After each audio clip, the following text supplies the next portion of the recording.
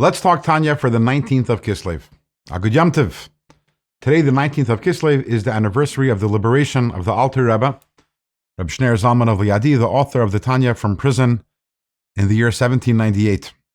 And today is known as the Rosh Hashanah LaChasidus, the New Year's for Hasidic teachings. Today we begin the annual cycle of studying Tanya. We begin the Tanya today. Today we begin the cycle for a non-leap year, and we will conclude the cycle next year on the 18th of Kislev. In today's Tanya, we have the Sharblat, which is the title page of Tanya, and then we have also the approbations. When the Alter Rebbe published the Tanya originally, so he went to two of his colleagues, two fellow Chassidic masters, Reb Zusha of Anapoli and Rabbi Yehuda Leib HaKohen, and asked them to write approbations for the Tanya. So they're also included in today's Tanya. And then we also have the introduction which the sons of the Alter Rebbe wrote for the expanded version of Tanya, which was first published after the passing of the Alter Rebbe in the year 1813. But today what I want to focus on is on the Sharblat, the title page of the Alter Rebbe, the title page of Tanya, which the Alter Rebbe here gives us the mission statement of Tanya. Tanya in this way is very different than most other Chassidic works. Most other Chassidic works are compilations of different Chassidic ideas, whereas the Tanya has a very specific and very clear mandate, a very clear mission statement, which the Alter Rebbe outlines in the title page, where he says that this book is based on the pasuk, on the verse, Kikarev elecha hadavar miyoid beficha v'vavcha la'asai, the verse that where Moshe Rabbeinu tells the Jewish people that the Torah mitzvah is something which is close to you. It's practical, it's accessible, in speech and in feelings and in action. Levair Heitev, and this book, the Tanya, is going to explain well.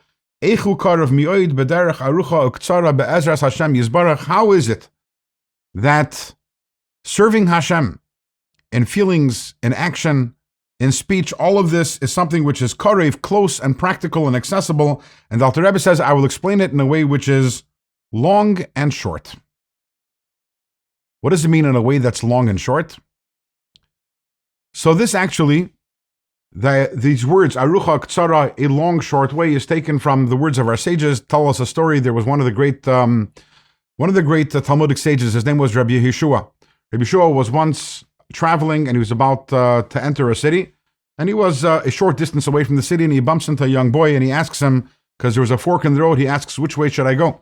Which way is the better way, the better route to get to town?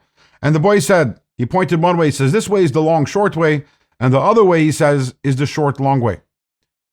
So Rabbi Yeshua didn't really understand what this meant. He decided to go in the short long way. He went in the short long way, and he realized that yes, it was a short way. The actual distance to the city was shorter, but he saw there was a lot of thorns, a lot of thorn bushes. It was a very, very difficult way. He understood it's a short way, but it's going to take you longer to get to the city. So he turned around, went the other way, and sure enough, it was a long, short way. Yes, distance-wise, it was longer, but he actually made it to the city quicker. So over here, the mission statement is, the Alter Rebbe says, we have this verse that Moshe Rabbeinu comes to the Jewish people and says, I gave you a Torah, a mitzvah, 613 commandments, and it might look difficult, it might seem difficult. I want you to know that karev elecha, it's something which you can do. All the aspects, all the elements of the Torah, the feelings that the Torah asks you to have, and the actions the Torah asks you to do, the words the Torah tells you to say, all of these are karev. It's all something which is within our grasp, within our reach. And for many of us, we say, Moshe Rabbeinu, you're not talking to me. Maybe my friend, maybe my neighbor, maybe my father and mother, they're holy people, they're spiritual people. They don't have the different struggles and the obstacles that I have.